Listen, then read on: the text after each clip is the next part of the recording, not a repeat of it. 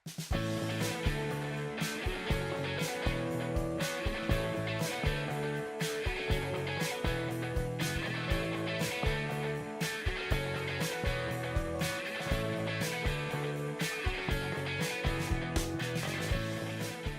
and welcome to the Senior Care Growth Show, where senior care and senior living sales and marketing leaders go to grow.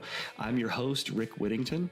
We have a real treat for you today. If you listen to our last podcast with Ryan Nisley from Presbyterian Senior Homes, he talked at length about the baby boom generation and what he's seeing at Presbyterian Senior Homes. Today, we're going to go much deeper into that topic with two gentlemen who are experts in the baby boomer generation. Today, you will meet Brad Ball and Brian Morris from Silver Advertising.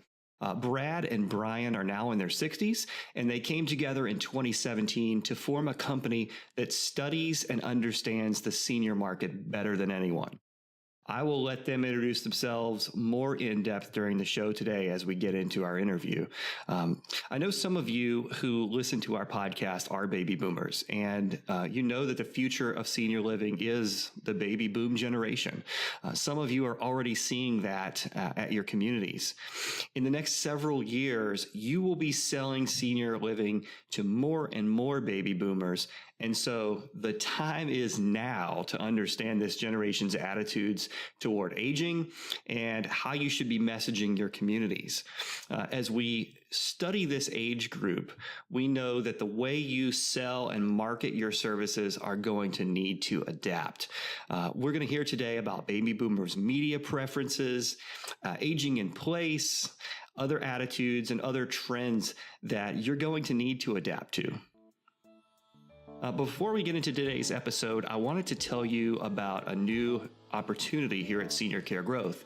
At Senior Care Growth, our passion is helping senior living industry professionals improve their sales and marketing.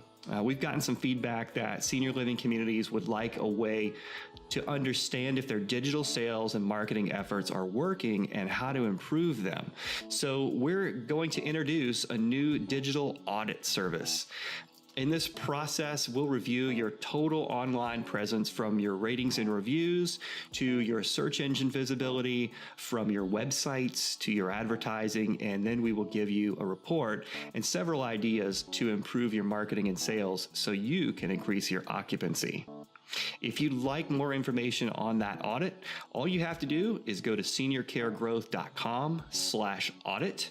Again, that's seniorcaregrowth.com/audit. Okay, hopefully you'll find today's episode immensely valuable. I really enjoyed talking with these two guys. Let's get into my interview with Brad Ball and Brian Morris. Okay, guys, it's great to have you on the Senior Care Growth Show. Why don't we start with some introductions? Tell us who you are and what you do. Great. Thank you, Rick. My name is Brad Ball, and I'm sitting with my partner, Brian Morris. You'll hear from him in a minute. We have a company called Silver Advertising. We are about marketing advocates for seniors. And what that really means is, as two career agency guys, we believe that the most overlooked demo in the United States, frankly, the world, is the aging population, which we're going to talk about. So thank you for having us on this broadcast. My background, just really fast, I'm not embarrassed at all to say I've been doing marketing advertising for over 45 years, which makes me very qualified on the subject of senior marketing and what opportunities exist. I started in the agency business. We, as best friends, were both competitors as well as members of the industry community here in Los Angeles.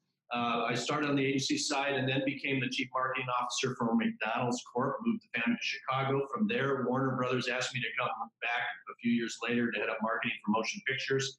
And hopefully you saw Harry Potter. Then NASCAR tapped me on the shoulder, whom I met in my earlier career, to head up entertainment for that great sport. And finally had a stint with a very millennial company, an indoor trampoline franchise operation, a global franchise operation. And between that and my agency careers at Merock and my own agency, Brian and I put our heads together, which you'll hear when he takes over, to really form a partnership targeting this great opportunity. Great. I was wondering if you were going to say you got seniors to use the trampoline, but somehow I don't think that Well, that strategy didn't quite work. Brian Morris, and I've been in Los Angeles in marketing and advertising for about 40 years. And for a long time, 27 years, I was at a company called Daly and Associates here in LA. We had about 250 employees and lots of really good national accounts like Hilton and Safeway and Ford and Gallo and the LA Dodgers, KB Home. And when I left there, I went to Greenville, South Carolina to be the head of marketing at a luxury real estate company called IMI. And we had communities around really nice places in the world where people bought real estate and built homes, and usually anchored by a golf course and a nice hotel. And that was awesome until 2008. You might remember that luxury real estate wasn't the best business to be in then. But getting together with Brad and working on seniors, we kid about ourselves in a way in terms of our experience, but the reality is it takes one to know one, is what we say. And we believe in research, but we have a focus group every morning when we look in the mirror. And we thought, how great to be marketing to a target that we could totally identify with. And especially when you marry our marketing and advertising experience with our knowledge of the target audience and the fact that we live it, it was a good idea for a business. So we're really happy to be here today talking about this subject. Yeah, it's great to have you guys on the broadcast today. Thanks so much for lending your time for that. Why don't we, when we first talked, you mentioned to me that baby boomers have different attitudes than the generation before. Can we go into that in a little bit more detail? Absolutely. First of all, I think most people watching this would know that the demographic is moving, and it's big, and it's boomers are 75 million in total, about 54 to 72 years old. And we agree that they're quite different than the generation that preceded them, any generation for that matter. One of the things that you'll notice when you learn about boomers is how much more active they are, how much more healthy they are, how much more interested they are in extending their good life as opposed to entering a new life. They don't view themselves as winding down at this point. They view themselves as going into the next chapter. And I think that's really important because while they might be retiring early, they're working still, they're vital, they're still having sex. I'm not kidding when I say that, but it's an interesting section of what we learned about the target audience. And importantly, one of the aha things that we learned was that the seniors, and boomers are part of that, consider themselves 10 to 20 years younger than they really are. And I think that's an insight because I know at 65 years old that that's my opinion of myself. And it's very enlightening when it comes to talking to them, because I remember doing advertising for Princess Cruises, and casting was always a real issue because older people didn't want to say, well, I don't want to go on a cruise with those old people. And so the reality was that we had to lower the age range down in order to talk to people. So boomers are interesting because they've always been in charge. They've always been the biggest demographic. They've always been what the world revolves around. And right now they're feeling very ignored, and they're feeling like, wait a minute, we made this country the way it is in many ways, and now no one's talking to us, no one wants our opinion. And I think they're ready to be talked to in a new and different way. And so we're going to talk about that more today, Rick, too. I would add that, if you enter life in full health, as they like to say, at age 60, right in the sweet spot of that 54 to 72-year-old boomer, you can expect an additional 19 years of life. And, if your listeners want to write this down, NFR FCGAS, it'll be catchy someday. It actually means never fully retired from consuming goods and services. Now think about that. When people question why we would go after this demo, it's because I don't care if we're 60 or 75. We haven't retired from those things that we love to do, which has an impact, I think, on your direction for this opportunity. what should be happening in the senior living communities or those that choose to age in place. And that's where we think the sweet spot is, given this huge age wave. Yeah, I think one of the other things we learned was that between 55 and 64, these consumers actually outspend the average consumer in almost every category. And when we saw from ARP a statistic that said that the 55 plus spend 50% of all the money and control even more wealth than that in the country, but get 10% of all marketing dollars, that's when Brad and I said, this is there's an account to pitch. You know, that data point, Rick, leads right into this myth that seniors are afraid of digital. They're afraid of the internet. So untrue. Seniors spend 2 to 1 over what a millennial spends online. And we have to remember one thing. It was the seniors, this age group, these boomers, that invented the technology we're all using today. So it's not about being afraid of it. It opens up huge opportunities. Yeah, I think one of the other things that makes this demographic different than it used to be is the advent of women in terms of their power and control and interest. Unlike other generations before, the women have been in the workplace for a long time now, and they're not secondary. We always know that they've been influencers when it comes to decisions in the family, but now they're even at a higher level. And the other thing that maybe makes this demographic different now is the influx of minorities who are now majorities.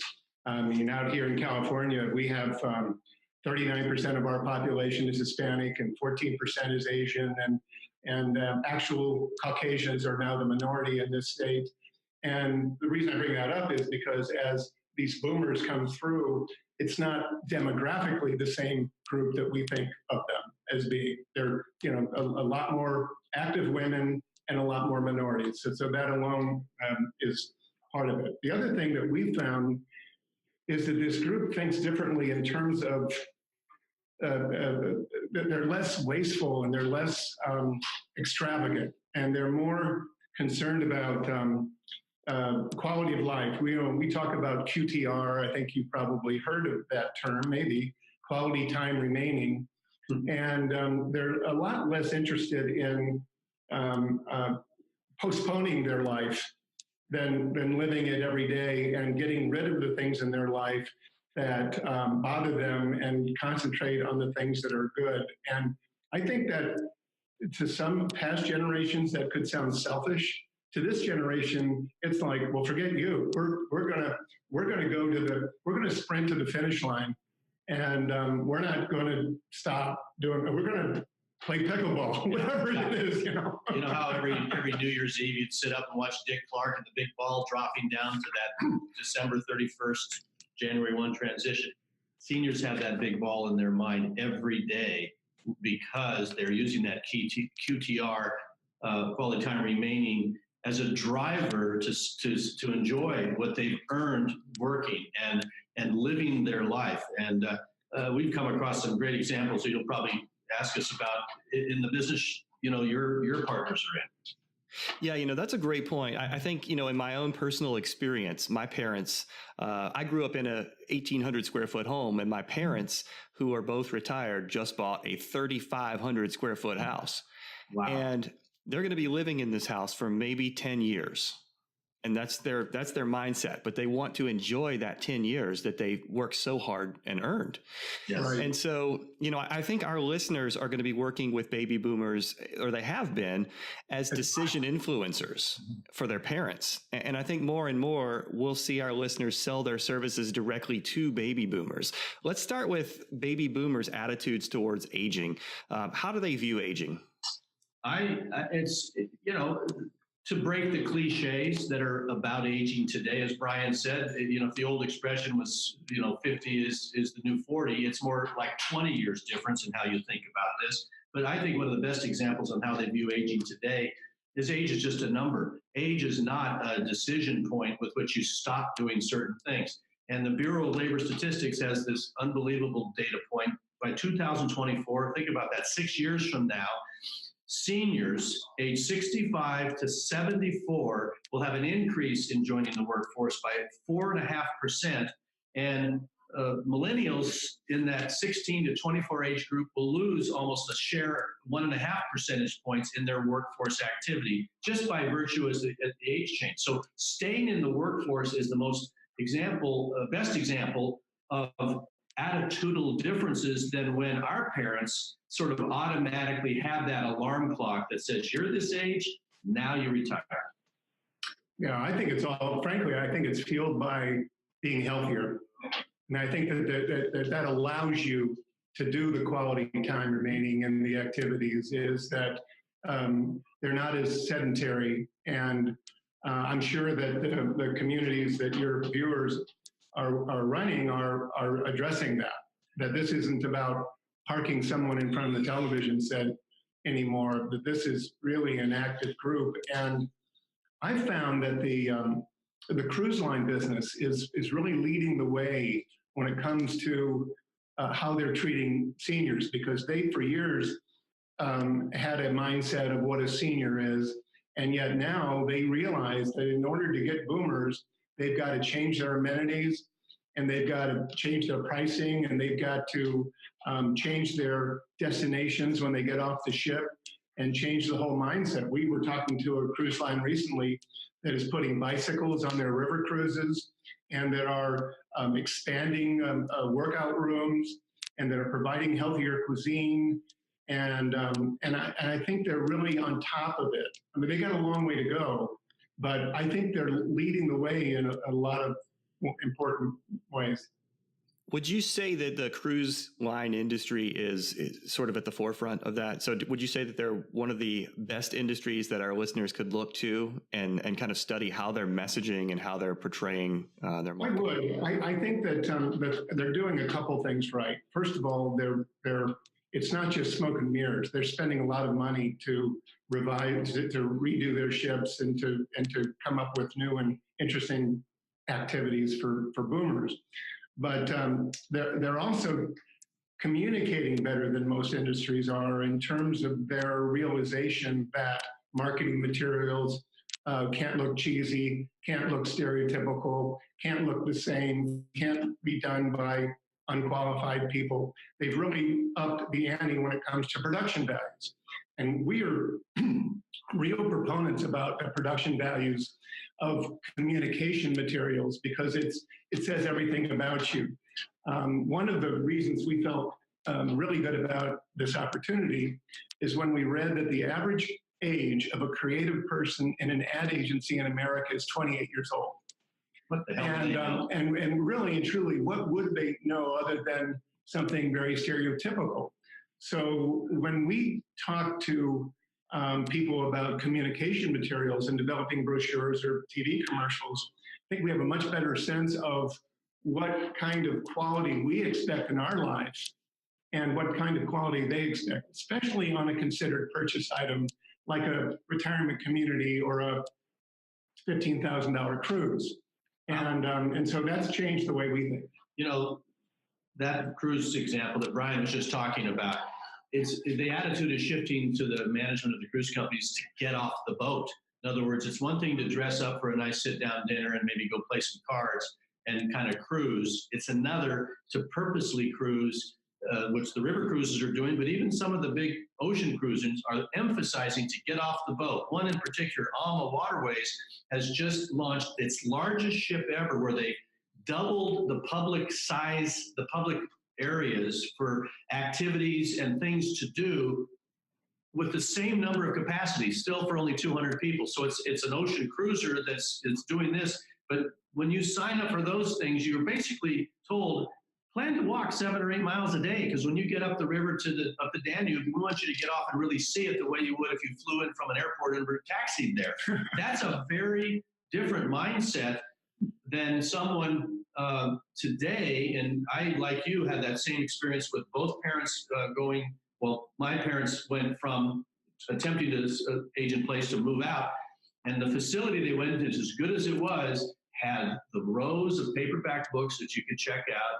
It had the jigsaw puzzles. It had the television sets with the wheelchairs lined up in front as if it was an indoor drive-in theater, okay? And there are situations where your health puts you in that position, but I think the trend is to get that experience on the independent side soon enough so that you live the fullest life with your friends in the community that you're becoming a part of.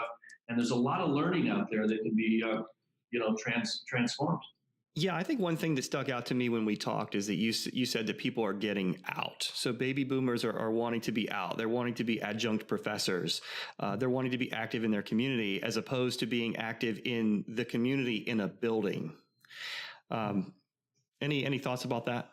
Well, I'll tell you one quick thing. That's the whole digital myth that we talked about. What's happened is that our generation coming into this, we're not digital natives, our children are, but our generation has so discovered and embraced online and email, and you can sit there and say Facebook is your dad's thing. Well, that's 2 billion people that are using that, but they've so discovered they can chase their curiosities into action because they learn about it and then follow up to travel, to teach. It's an active part of their planning process, especially as Brian said, when you shop, you do more homework now than you used to when you were reaching for a Groupon or a discount offer. No, I'll spend a little more because I've done my homework, because I have this QTR hanging over me and I'm going to make this purchase last. Yeah, that's great. One other quote of yours that stuck out to me when we talked is that baby boomers, and you said, are the most experienced consumers on earth.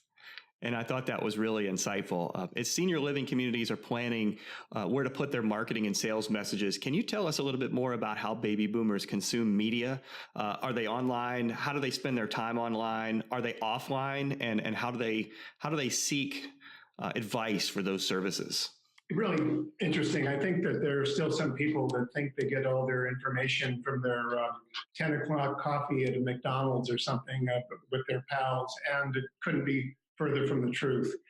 Just statistically, 78% of boomers will use the internet this month. 80% use social media. 65% are on smartphones.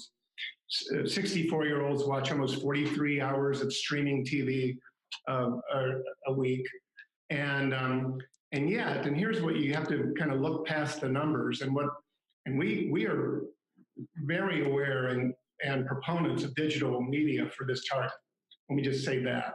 But the thing that some resources will push clients is to ignore traditional media altogether. And I think that the key is the right mix. And this target audience is still reading newspapers. Last time I looked, there were still TV commercials on television. Radio is still effective in certain areas, outdoor. So we think that it's probably a mix, Rick. And we think that you got to go heavy digital. That's you don't even begin to have that conversation, especially with this target audience on their computers and their smartphones. But let's not just forget traditional media, because one of the things that you talked to us about was how do you stand out? And I think you stand out by using the right media and matching that with the right message. And again, we're going to get back to tonality a lot, because tonality is where people really miss the mark.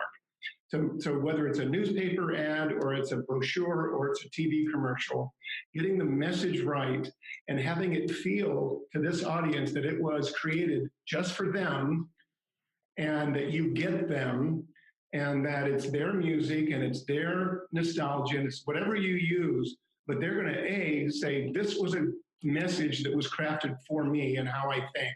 They get me. And number two, how to stand out in that media. And I think that it's the same thing we've been saying for 40 years, but nobody is talking to this target audience like they're normal when they have the same issues as any other target audience. It's one thing to make them the butt of a joke and a great Super Bowl spot, but the fact is, shopping and seniors are, as you said, and we brought this up, so experienced. Think about this. Seniors buy 1 out of 2 new cars, okay? Seniors are driving well into their 70s and 80s, and that should scare a lot of us, including whether we lose our license. But the fact remains, that those seniors, which were now, when they were in their 20s, 30s, and 40s, and they were negotiating to buy a car, what did you do? You went into the showroom, you listened to the guy, you made the proposal, and then he went to the manager to see if we could work out that price. People today, including seniors, will download the factory invoices, figure out which of them the dealers will participate, and they're not the gullible seniors that are victims of fraud, which is a problem. They're the seniors that go in and have the information already when that salesman tries to sell them, a more expensive package or suggest they could never meet that price. Guess what? I've got your invoice right here. I'm ready to bargain. So they are shrewd. They are shrewd consumers because, as we've said, they've had decades of experience on how to negotiate, how to do homework. And they want a discount. And they do want a discount, but they also, again, they're looking at this as part of wealth preservation. Yeah, and they feel like they've earned it. I mean, they don't get credit for a lot they did in their lives, and they still want to feel special, and they still, that discount or the coupon or whatever still matters. Not being cheap, but just being smart. I want to get back to tonality for just a second, Rick, because the cruise line, it's an interesting thing. They have broken stereotypes of this target audience in a good way. They will use romance as an example. They will use humor. They will use all the tried and true creative production issues that, for some reason, when this target gets to be 60 or 65, people think that they can look at schlock and it'll work. It doesn't work that way. I got my first flyer the other day for a symposium on cremation. That's when I really feel, there's two things that make me feel old. When I get those flyers in the mail, and I didn't go to that symposium, by the way, but the other thing is when I buy online and you scroll down to your birthday, you scroll and you scroll and you scroll until you hit 1953. Now, that's one of those things that wakes you up as a consumer. It annoys you when you actually time out on your online time and you have to reboot because by the time you scroll down, in my case, to 1950, sometimes, at one time, I even just went down to 1901 just to see if they'd go, my God, this guy's 120 and he's still buying Nikes, and they didn't call back. Well, you guys have given us a lot of great information about how to cut through that crowded market. I mean, we are constantly bombarded with messages today. And what I've heard from you is that seniors, baby boomers especially, are doing research online. They're also doing research offline, and they're very prepared for those conversations and the purchases that they make.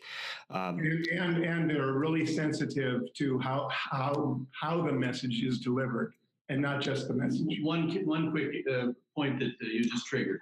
We handled in my agency Forest Lawn, one of the most noted mortuary services, cemeteries on the planet. And a big part of our marketing assignment was to promote pre-need, which is that really tough subject of picking the plot for the family based on your last wishes and where you want to lay to rest. And that is very analogous that I think this boomer generation, who on the one hand is caring for their aging parents, but they're thinking about it too. We sure thought about it as we transitioned our parents there. And that pre-need includes, how are you talking to them about this in this advertising tonality and in their own language? And don't make it a generic kind of big white paintbrush. Get very specific, but get very real, because when the characters are real, people lean into the message. When they smell a fake imposter, they move away. That's why great films always have a combination of old characters as well as the young guys, and when they work together, you've got a hit. And I think there's a lot of learning that you had us think about, even just inviting us to be on this podcast. Yeah, I think that if there's a hotel chain, I forget which one it is, like Comfort Inn or something, that had a long-running campaign that it was designed with the business traveler in mind, and that they literally claimed that they had business people come together and say what they would want from a business hotel. I think talking to boomers about what they want from a community now is really smart. And they're going to feel ownership, and it's going to change. I mean, I think that communities need to get ahead of the curve when it comes to doing some of these kinds of things. again, like cruise ships are. Yeah, all great points there. All great points. I think, I think especially as time goes on, our messages are going to need to change, and the human element becomes really important to that advertising and to those messages that senior care and senior living communities are sending out. We also talked at one point about home builders and how they're addressing aging in place. That seems to be a popular trend among some of the older baby boomers. Can you give our listeners an example of that? And what impacts will trends like that have on senior care and senior living communities? Well, the first answer is huge impact, right? I mean, we've seen the data, you've seen the data that people their big goal is to age in place as long as possible. And in so doing, all these new facilities, I can't use that word facility, all these new senior living communities are vulnerable to a delay in the occupancy numbers that their model was built on. And what we have found is something that I remember in our own household. You start to make the house more livable for the aging person, right? That's the usual things like the grab bars and the showers. But now that you have technology like Nest and these companies that are figuring out people are staying in their homes, they're turning them into smart homes, and the smart builders, the KB Homes of the world, are making smart home building decisions. The obvious one, single story. Okay, you really have to have single story, or you better have elevators, one or the other. Secondly, you have the ability to light the flooring when you get out of bed, which you have a tendency to do in the middle of the night, just a little bit more, so that you can have a lit path on the way to your quick trip. The bottom line is ramps. In our personal case, on my wife's side of the family, they have the wherewithal, the mother, the husband, and my wife's mother, to stay in their own home until they were 91 and 94 respectively. They passed away. And how did they do that? In addition to having the financial wherewithal, instead of the senior community that they put a down payment on, they put that money into a third or fourth bedroom, knowing that a live-in nurse on a 24-hour basis would have the room and the privacy to be there. Very smart. Plan the ramp when the walker and the wheelchair become a reality.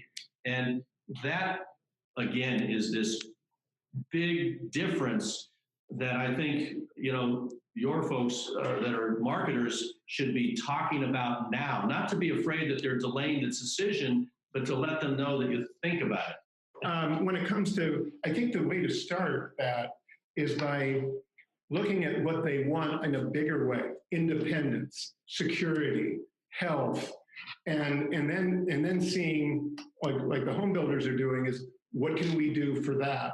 And I think they need to know that these communities are addressing the same thing, that it's about independence still, that it's about dignity.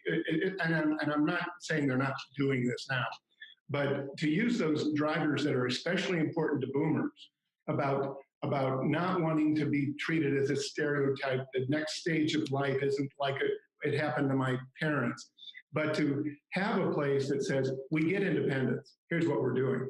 We get the fact that that you want less regimentation. We get the fact that you want less formal, more casual. Whatever those things are, so that when we get the fact that you're active, and here's how we're addressing that. Whatever those big issues are that this target wants, address those early on, so that you have a counter argument to someone who says, the reason I want to stay in my house is for this reason. It's like, we got that, we got that. And don't make them feel they moved into a rest home, which is what we used to call these. They've moved into their own home, or they're staying in their own home. My favorite discovery in this process, Rick, is a facility in Colorado called Aspen Ridge. And Aspen Ridge had this wonderful aha moment that their own community came up with. Let's have our own craft brewery and start it right here on the premises. They were at 50% occupancy when the idea came up. They invested $23,000 to start craft brewing their own beer. As they say, they envision, they brew, they bottle, and then they drink it. 12 different varieties as they're producing it. At the end of the first year, that occupancy was up to 100% because it combined a lot of things: a passion, staying active, and something different, community and pals, and something different than another game of canasta. That's great, man. Such great information. Thanks so much for sharing your expertise. I love that Aspen Ridge example too, about just unique and interesting ways that senior living and senior care communities can, can really up their game in terms of their sales and marketing and the activities that boomers really connect with. And stand out, Rick. That's like anything else, to have a unique point of view and a place that has a personality and an attitude that's different. I mean, if I could live on a golf course and make my own beer, you're done. I think I know where I'm going. Well, last question for you guys. Where can our listeners find you if they'd like to have a conversation? Pretty easy. I hope they do want to find us. The email, it's Brian at silveradvertising.com, Brad at silveradvertising.com. The website that we'd love people to check out is silveradvertising.com. We have a blog that's thesilverrush.com, the_silver_rush.com. And we would love to chat. So we appreciate this opportunity, and it's been a lot of fun. And I'd like to say one last thing. Your listeners in the business they're in should know that the gold rush was a big idea, and it really was a success. But the silver rush is returning, and that silver rush is this population. And here. It's okay. That silver rush is going to bring back silver dollars for their business, and we're excited about it. And as Brian said, we thank you for the opportunity to let us go beyond our timeline here. Yeah, man, I tell you, such great information here today, guys. Thank you so much for your willingness to share your expertise with our listeners. We're definitely better for it. And that about wraps our show up today. Thank you so much for listening to the Senior Care Growth Show, where senior care and senior living sales and marketing leaders go to grow. Your listenership is greatly appreciated. We'll see you next time.